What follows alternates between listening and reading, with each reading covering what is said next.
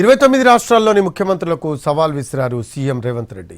17,800 కోట్లు రుణమాఫీ చేసిన చరిత్ర ఈ దేశంలో ఉందా అని అన్నారు ఆయన.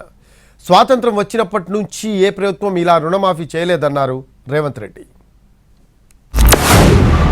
మా భట్టి గారి సలహా తీసుకున్నా ఇవాళ నేను ఈ వేదిక మీద నుంచి సగర్వంగా తెలంగాణ రైతాంగానికి గొప్పగా నేను చెప్పదలుచుకున్నా.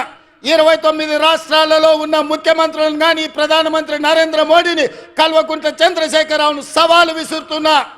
ఈ దేశంలో స్వతంత్రం వచ్చినప్పటి నుంచి ఏ రాష్ట్రమైనా 10 నెలల్లో 25 రోజుల్లో 22,22,062 రైతు కుటుంబాలకు 17,869 కోట్ల రూపాయల రుణమాఫీ చేసిన చరిత్ర ఈ దేశంలో ఉన్నదా అని నేను అడుగుతున్నా.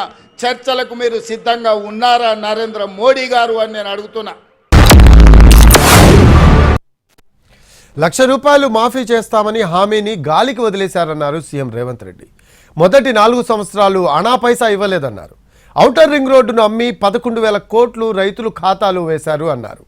8,596 కోట్లు మితికిపోయాయి అని చెప్పారు రేవంత్ రెడ్డి.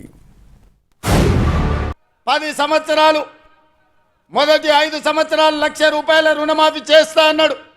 4 విడతలు అన్నాడు. మిత్తి నేనే కడతా అన్నాడు. ఆయన కట్టిన దాంట్లో అసలు కంటే మిత్తికే ఎక్కువైంది. 2018 నుంచి 2023 వరకు మళ్ళీ ₹1,00,000 రుణమాఫీ చేస్తా అన్నాడు.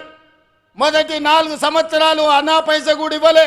ఆఖరి సంవత్సరం ఔటర్ రింగ్ రోడ్డును అమ్మి 11,000 కోట్ల రూపాయలు రైతుల ఖాతాలో వేస్తే 8,596 కోట్ల రూపాయలు మిత్తికే పోయినాయి. అసలు చెల్లించింది 2,500 కోట్లే.